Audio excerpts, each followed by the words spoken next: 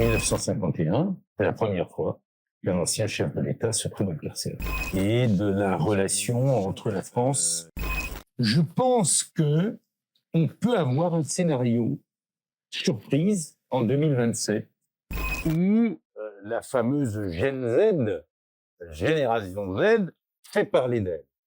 Des perspectives à ces marchés que créent des filières industrielles ou agro-industrielles nationales.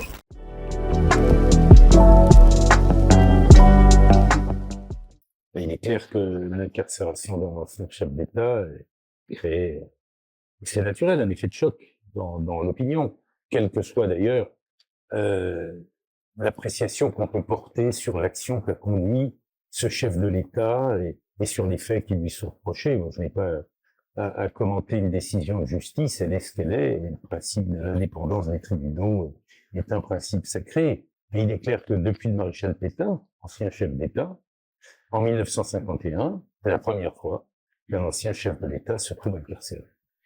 Il y a des exemples internationaux. Il y a l'exemple du président Lula au Brésil, qui fait quand même 18 mois de prison pour corruption, qui sort de là adulé par une population qui va le réélire président du Brésil. Donc, on ne peut jurer de rien, les comparaisons n'est pas raison. Il est clair qu'en tout cas, dans le contexte actuel de crise de régime qui touche la République française, la Ve République est aujourd'hui très malmenée. Le système institutionnel fait qu'on est revenu à un régime d'assemblée tel que celui de la Quatrième République qui crée l'instabilité. C'est vrai qu'un fait judiciaire comme celui-là, s'ajoutant à une crise de régime, est pour le pays, pour l'électeur, pour l'opinion publique, encore plus déstabilisateur.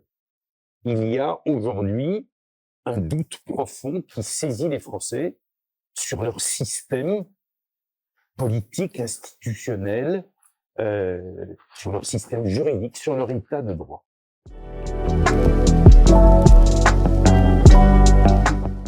Je crois qu'il faut qu'on tire les leçons de ce qui s'est passé en Afrique ces dernières années et de la relation entre la France et un certain nombre d'États et de dirigeants africains qui ont conduit à des situations de crise, à des situations de rupture parfois, qui emportent des effets de toutes sortes, des effets économiques, des effets d'image qui sont très importants. Tirer ces conclusions dans la perspective des prochains scrutins, je pense que c'est d'abord pour les entreprises françaises garder confiance dans leur capacité à comprendre l'Afrique et les Africains. Je crois qu'une des caractéristiques des Français, quel que soit le poids de l'histoire, de la colonisation, et quel que soit le poids de la France-Afrique tel qu'on l'a connu pendant des décennies, l'une des caractéristiques des entreprises, des cadres, des dirigeants économiques français, c'est d'avoir une faculté d'adaptation aux enjeux, aux besoins de consommation et aux besoins de production des sociétés africaines, plus que d'autres, parce que c'est le fruit de l'histoire, c'est le fruit de la géographie, de la proximité des continents. On a une compréhension spontanée des enjeux de l'Afrique que d'autres n'ont pas dans le monde aujourd'hui. Je pense aux États-Unis, par exemple, la Chine, même si elle est de plus en plus présente en Afrique. Donc il faut garder confiance et il faut prendre en compte une deuxième chose qui est capitale, c'est qu'on ne peut plus accepter, quand on est une entreprise française, d'imaginer d'extraire des richesses naturelles du continent sans avoir au moins à imaginer et à s'imposer une première transformation dans le pays d'extraction.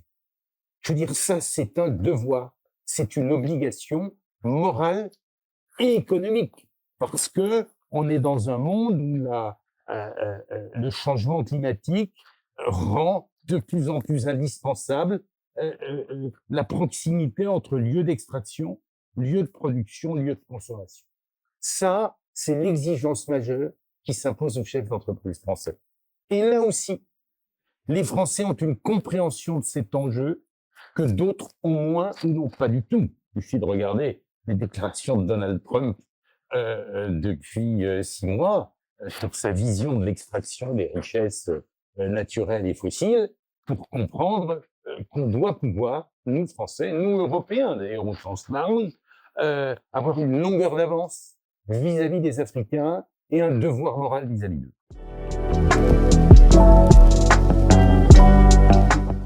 C'est difficile de jouer les cartes anciennes et de répondre à votre question.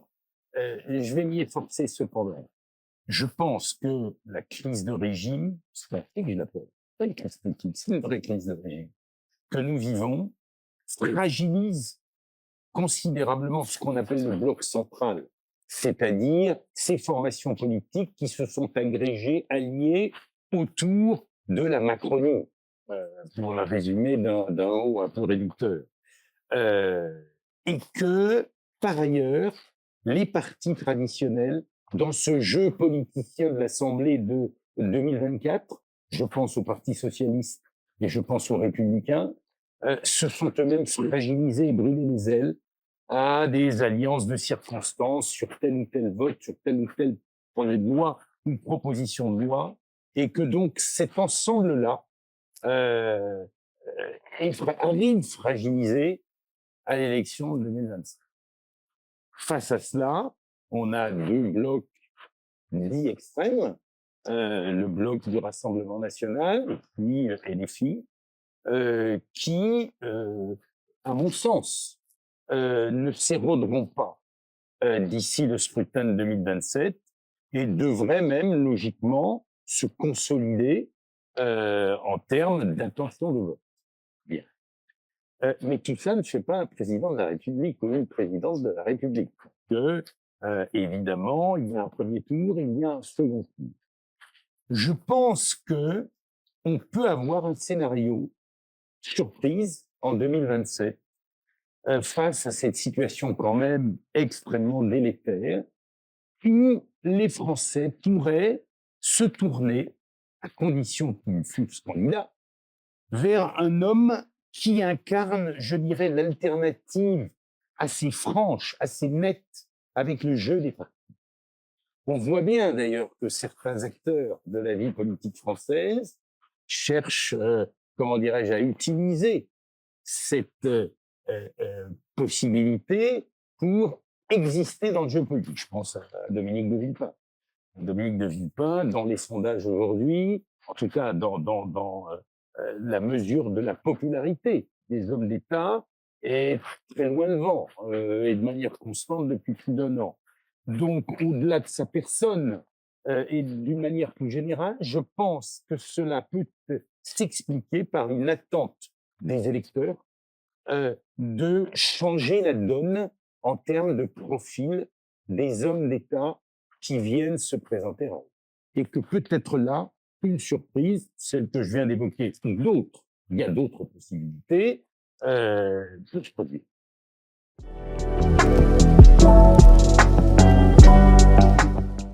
Ce paradoxe est le paradoxe des paradoxes.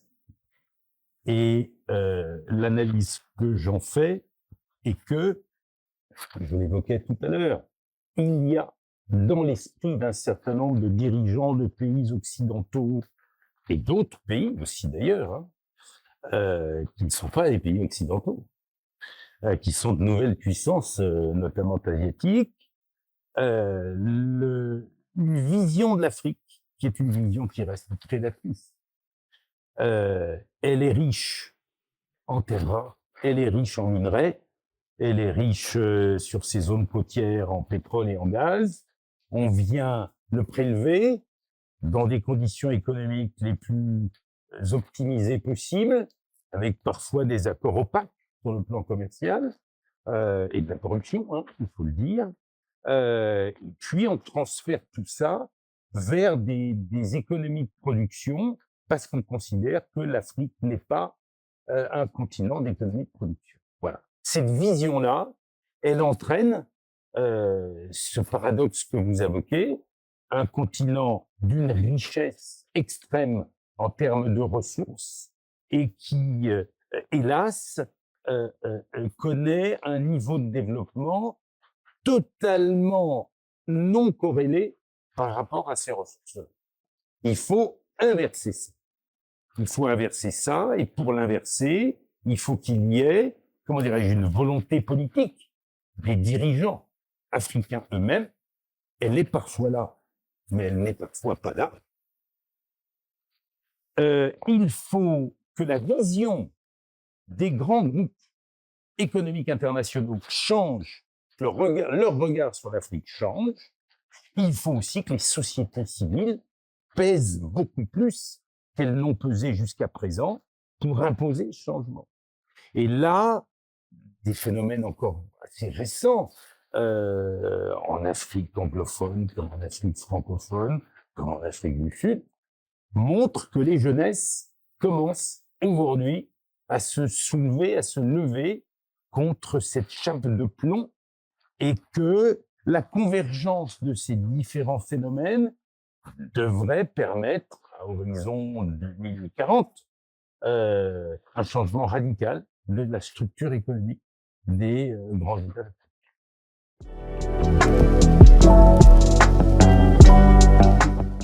C'est un sujet passionnant parce que l'eau doit être appréhendée, pas seulement, mais doit être appréhendée comme une ressource naturelle, comme une autre, comme une richesse extrayable et transformable. L'Afrique est le continent des grands fleuves, mais c'est aussi le continent des grandes soifs. Et puisqu'on évoque les paradoxes africains, celui-là est terrible. 10% de la ressource hydrique mondiale est sur le continent africain, ce qui est beaucoup. Si vous enlevez les océans et les mers, 10% de ressources hydriques non salées, c'est considérable. Et pourtant, vous venez de le rappeler, des zones entières en stress hydrique grave, que le changement climatique accroît. Le Maroc en est un exemple, comme l'Algérie, comme la Tunisie, comme la Mauritanie, comme la zone subsaharienne. Et les enjeux de la gestion de la ressource en eau ne peuvent plus être pensés à l'intérieur des frontières nationales. Les fleuves sont transfrontaliers, les grandes nappes souterraines le sont aussi, et cette ressource en eau ne peut plus être appréhendée de manière infranationale. Les Africains, d'ailleurs, l'ont compris pour certains depuis très longtemps. Le bassin du fleuve Sénégal, depuis 1972, je le vois, est géré par une organisation intergouvernementale, régionale, qui fonctionne très bien et qui permet d'optimiser la gestion de la ressource hydrique née du fleuve Sénégal, etc.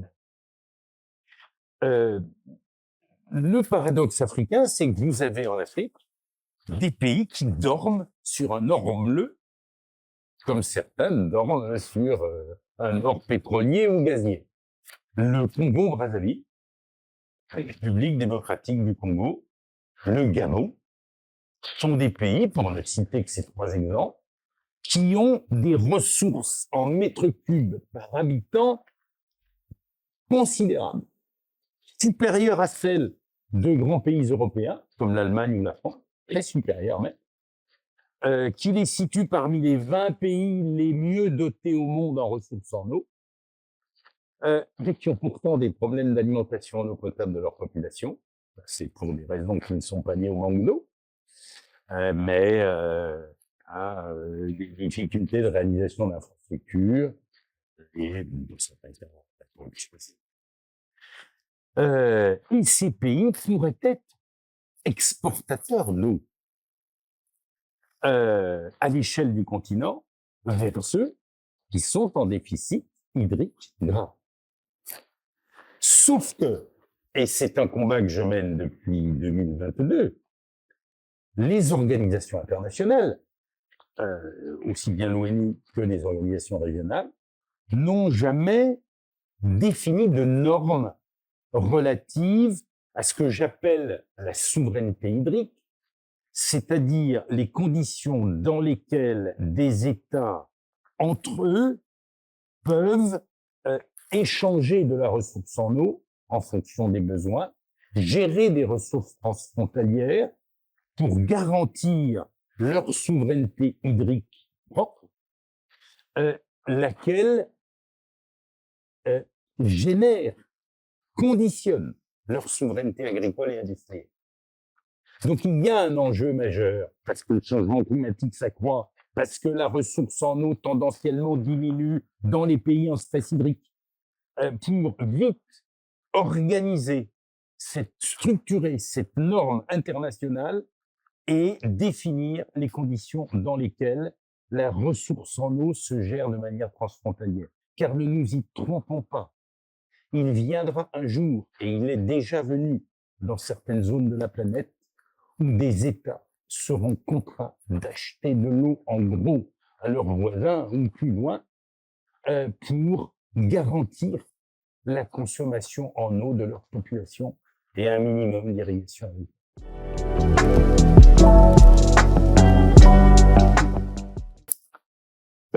Alors d'abord, les ventes d'eau à l'international, il y a des précédents.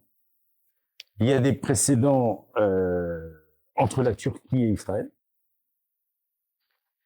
Il y a un précédent avec l'alimentation en eau de l'agglomération de Barcelone. Il faut savoir qu'en 2006 ou 2007, l'agglomération de Barcelone en stress hydrique grave a été alimentée par des cargos affrétés par la Société des eaux de Marseille qui, du port de Marseille vers le port de Barcelone, apportaient de l'eau brute. Il y a des exemples également en Afrique australe. Et ce sont des exemples factuels liés à des crises hydriques très localisées, mais les évolutions du climat et les atteintes graves à la ressource en eau rendront ces pratiques incontournables, inéluctables, à échéance de 10 ans, à mon sens. Bon, alors, vous parliez de l'exemple du Congo. Bon, le Maroc pilote actuellement un immense projet avec une dizaine de pays d'Afrique de pipeline gazier pour alimenter l'Afrique du Nord et puis ensuite l'Europe. Rien n'interdit, sur le plan technologique, d'imaginer de concevoir des liaisons à gros gabarits, des autoroutes de l'eau. Le Maroc, d'ailleurs, l'a montré l'année dernière, qui, sur des centaines, voire des milliers de kilomètres, peuvent garantir une alimentation en eau brute de populations menacées par la famine et le stress hydrique.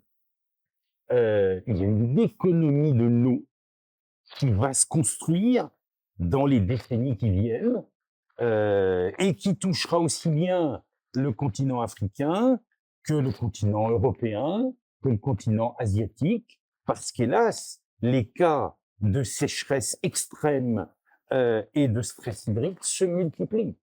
Le Pakistan, dans certaines zones d'Europe, notamment l'Europe méditerranéenne, en Afrique du Nord, en Afrique subsaharienne aussi, et donc c'est inévitable.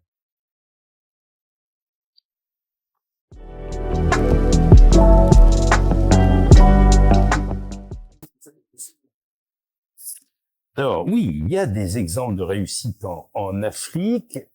Le Maroc est évidemment un cas très particulier parce que c'est l'un des pays au monde, parmi les 20 pays au monde, dotés d'une des plus faibles ressources en mètres cubes par habitant et par an.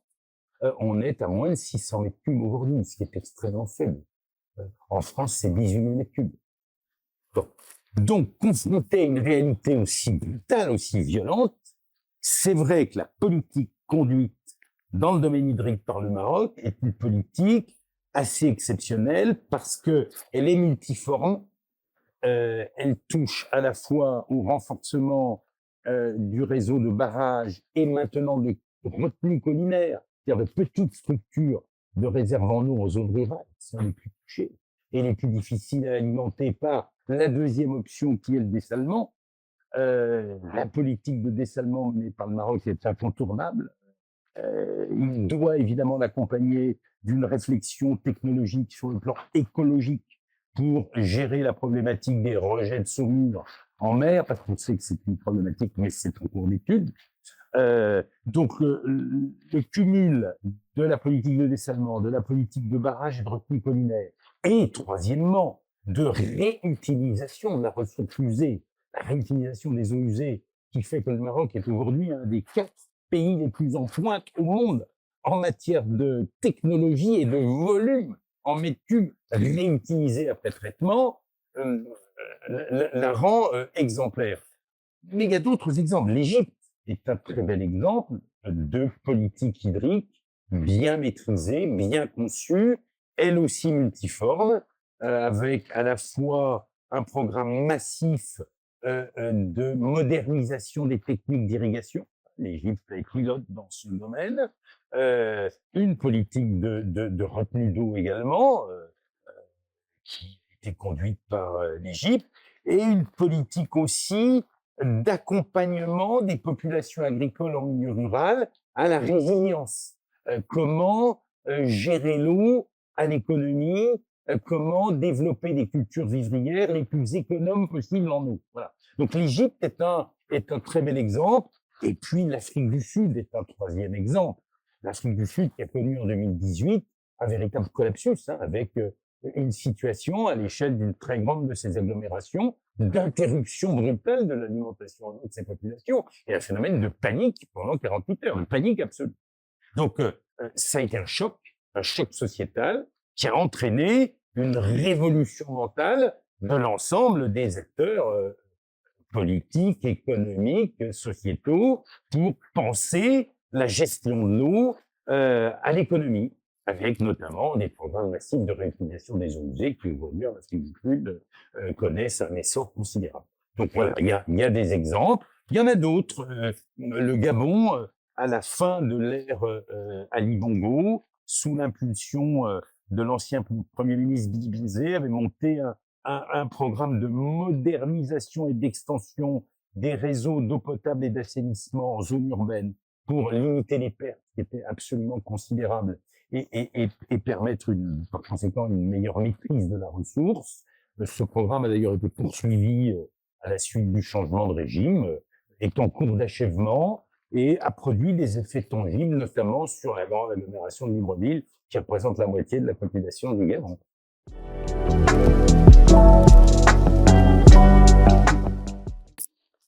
C'est un sujet vaste. Le citoyen vit sa commune en Afrique comme en Europe avant de vivre l'État. C'est une formule que j'utilise souvent parce que j'y crois profondément. La commune incarne la vie démocratique, la vie civique. Et c'est là où le citoyen apprend l'engagement à la vie civique. Et c'est là-dessus, en Afrique, que doit se fonder la crédibilité du développement. D'abord le développement local, l'initiative locale.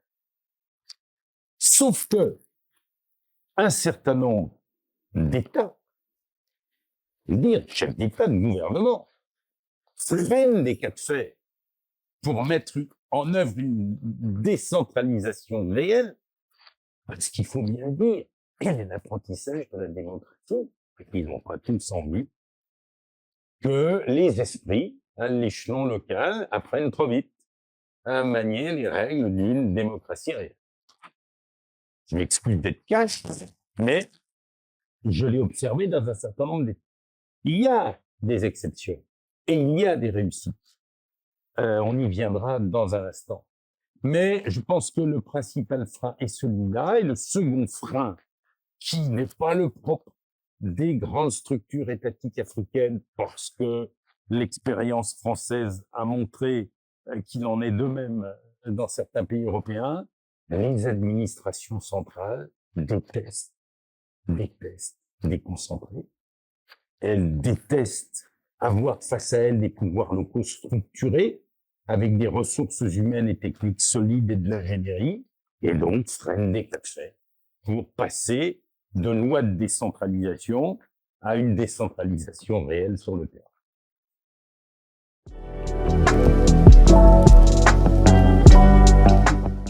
Votre question est très intéressante parce que nous vivons une période en Afrique où la fameuse Gen Z, la génération Z, fait parler d'elle. Fait parler d'elle d'ailleurs le plus souvent d'une manière assez sympathique, c'est-à-dire avec des mouvements qui sont pas extrêmement violents, qui sont même pour certains totalement pacifiques, et qui sont fondés sur des revendications liées à l'amélioration de l'éducation, à l'amélioration des systèmes de santé. C'est vrai au Maroc, c'est vrai en Afrique du Sud, c'est vrai dans des pays d'Afrique centrale ou d'Afrique de l'Ouest. On voit une convergence des revendications qui toutes portent sur des domaines où la décentralisation des pouvoirs offre des réponses. La décentralisation des systèmes éducatifs, la décentralisation des systèmes de soins et de santé. En Afrique, c'est évident que de grands hôpitaux hospitalo-universitaires sont indispensables dans les grandes métropoles, mais que des centres de soins ruraux dans les provinces sont tout aussi indispensables. Et ça, une décentralisation des institutions locales bien structurées, recevant des financements adéquats transférés par l'État, est beaucoup mieux à même de les réaliser, de les concevoir et de les faire fonctionner, et répondant ainsi à l'attente des populations. Donc, il peut y avoir une convergence entre ce qu'on ressent aujourd'hui des attentes d'une jeunesse, qui représente quand même 50% de la population africaine, hein, grosso modo, aujourd'hui, et les thématiques de décentralisation, où qu'on soit, et qui devraient permettre d'enclencher une décentralisation réelle. Réponse d'ailleurs que Sa Majesté le roi Mohamed VI a donnée dans le récent discours qu'il a fait devant le Parlement.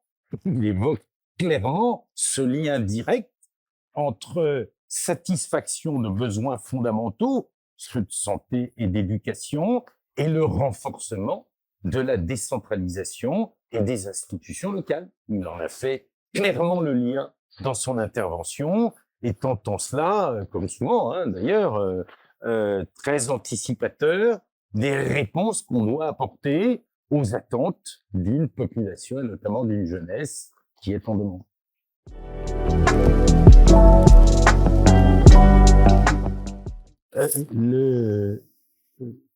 Ce que je voudrais tout de suite vous dire, c'est qu'on ne développera pas un continent d'1,4 milliard d'habitants aujourd'hui, avec une expansion démographique qu'on sait considérable dans les décennies à venir, avec des produits importés. La souveraineté industrielle, elle est le bras armé de la souveraineté politique. Il est infamant, mais c'est le fruit d'une économie de rente issue de la colonisation que bien souvent les premiers chefs d'État après l'indépendance, notamment en Afrique de l'Ouest ou en Afrique centrale, ont perpétué. Que de voir un pays, prenons l'exemple du Gabon, aujourd'hui importer 98% de ses besoins en produits de toute nature pour sa population. Donc le mal est là. Et effectivement, il faut identifier les filières qui permettent à un pays, de manière progressive, de conquérir sa souveraineté industrielle. Alors, les premiers réflexes touchent évidemment aux besoins immédiats de la population, l'alimentation, et notamment les produits agroalimentaires. Le Maroc, d'ailleurs, a été pionnier dans ce domaine en développant une filière agro-industrielle qui était l'une des toutes premières filières de construction de sa souveraineté industrielle.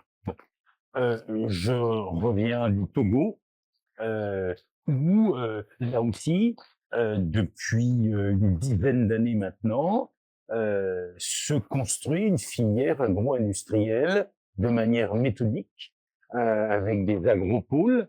Le premier est en cours de mise en service à Kara, dans le nord du pays. pour rendre autosuffisant progressivement le pays et répondre aux besoins agroalimentaires.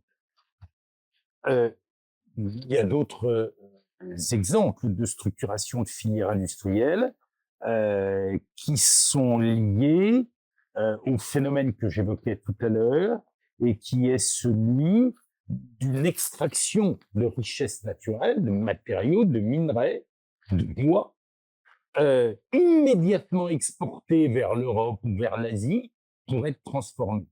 Alors que, évidemment, la justice économique et sociale et l'intérêt écologique voudrait qu'au moins la première transformation soit effectuée sur le territoire d'extraction. Le Gabon vient de prendre, à l'initiative de son nouveau chef d'État, une décision visant à imposer aux entreprises qui extraient le manganèse à le transformer localement. Elle leur a laissé un délai d'une dizaine d'années, je crois, pour prendre toutes les dispositions permettant d'assurer cette transformation. Et un certain nombre d'États, le Sénégal est engagé sur cette voie, adoptent cette même démarche qui est indispensable. On ne peut plus accepter d'arracher au sol d'un pays ses richesses naturelles, ses minerais, son bois de ses forêts, sans qu'il y ait un bénéfice économique lié à une transformation qui nécessite formation de cadres et d'employés et d'ouvriers, bien sûr, création de zones de développement industriel, mais c'est indispensable. Cette évolution est en marche. Je viens de vous citer quelques exemples, il y en a beaucoup d'autres, et elle est à accompagner.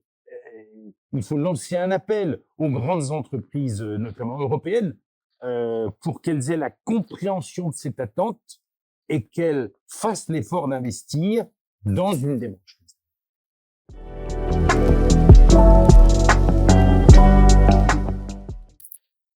Alors, comment renforcer la transparence? On en vient au Made in Africa. Aujourd'hui, les consommateurs africains, que ce soit en Afrique du Nord, au Maroc, ou que ce soit en Afrique subsaharienne, c'est terrible à dire, mais entre un produit local issu d'une main-d'œuvre faite par leurs frères et leurs sœurs et un produit étranger, choisissent le produit étranger. La confiance dans la qualité du made in Togo, Gabon, Sénégal, Maroc, Afrique du Sud, Angola, n'existe pas, ou existe très peu. Il faut créer la confiance du consommateur africain dans les produits manufacturés chez lui. Parce que l'achat local, c'est l'emploi local. Et parce que les savoir-faire manufacturiers, les savoir-faire agricoles existent dans ces pays d'Afrique subsaharienne comme d'Afrique du Nord, parfois même depuis des siècles, et ne demandent qu'à être réactivés. Il est donc essentiel, par la promotion de l'origine, de l'authenticité, du fabriqué local, de créer cette confiance. Sans cette confiance, l'industrie africaine ne décollera jamais. L'agro-industrie africaine ne décollera jamais. C'est essentiel. Et c'est pourquoi nous combattons, je combats, pour que la valorisation de l'origine, la valorisation des savoir-faire soit faite et donne confiance. C'est l'intérêt à la fois du Made in, qui est une mention d'origine, et c'est l'intérêt des labels. Je citais d'exemple le Togo tout à l'heure. Le Togo a une agence Made in Togo qui labellise les produits qui sortent du Togo, les mangues du Togo qu'on range et qu'on achète sur les marchés de Marrakech ou de Casablanca en sont un exemple. Il faut valoriser, certifier cette origine, démontrer rigoureusement la qualité des process de production. Le Maroc est exemplaire dans ce domaine avec ses différentes filières. Les pays d'Afrique subsaharienne doivent aussi s'engager dans cette voie résolument.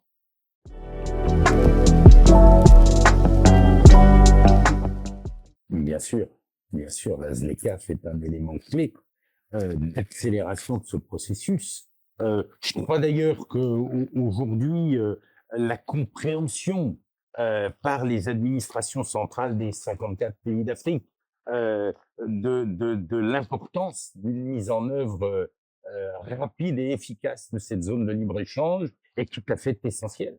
Parce que je reviens à des exemples que je prenais tout à l'heure. Des pays comme le Togo, le Congo-Brazzaville, le Gabon, sont des pays qui ont un nombre de consommateurs très réduit. Le Gabon, c'est 2 millions d'habitants. Les produits du Gabon ne se vendront pas qu'au Gabon. Il faut profiter des zones de libre-échange, des zones économiques régionales, c'est le cas de la CEEAC, mais des zones de libre-échange comme la ZLECAf pour ouvrir des perspectives à ces marchés que créent des filières industrielles ou agro-industrielles nationales et leur donner une vraie raison de prospérer.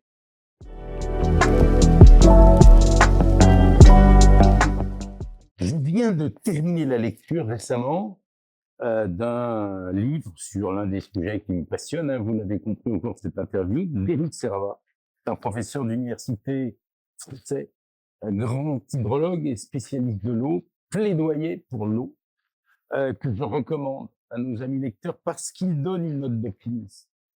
Une note d'optimisme qui est liée à la conviction de ce grand hydrologue que si nous avons la raison dans les 15 à 20 années qui viennent de nous engager collectivement à l'échelle de la planète dans une gestion économe, rationnelle, raisonnable de la ressource en eau, que ce soit la ressource en eau souterraine ou la ressource en eau superficielle, rien n'est perdu pour la ressource hydrique et l'alimentation en eau potable des quelques 9 milliards d'habitants que la Terre connaîtra en 2050. Il faut simplement que la prise de conscience soit rapide, que les mécanismes de coopération internationale, on l'a évoqué tout à l'heure, soient mis en place rapidement. Et je voudrais d'ailleurs vous dire une dernière chose, frapper de voir que les grands fleuves internationaux n'ont pas leur sommet international. La biodiversité a son sommet, l'eau a son sommet, et les grands fleuves, ils sont en Afrique tout à fait essentiels, aussi bien à l'alimentation en eau potable des populations qu'à l'économie. Il y a besoin d'une gestion pensée à une échelle supranationale.